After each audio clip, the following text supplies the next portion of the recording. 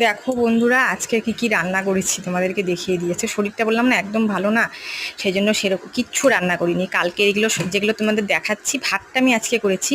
এই দেখো, দুটো লেবু কেটে রেখেছি আমার জন্য। আর এই বাঁধাকপি ঘন্ট, এটা কিন্তু কালকে রাতের করা, এটা কিন্তু আজকের না, কালকে রাতের করা, একটু গরম করলাম। আর দেখো, এই অরহরের ডাল, কালকে যেহেতু সোমবার ছিল, অরহরের ডাল এটাও কিন্তু কালকের করা, মানে কালকেরই সব, দুটো রান্নাই কিন্তু কালকের। মানে বললাম তোমাদের শরীরটা একদম ভালো না, আজকের জন্য সেরকম কিছু রান্নাই করিনি। এই এই দুটো কিন্তু কালকের। আর ভাতটা আজকে করেছি, ভাতটা আজকে টাটকা ভাত।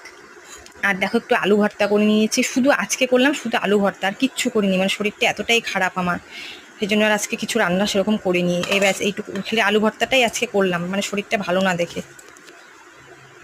আর সব রান্না এগুলা।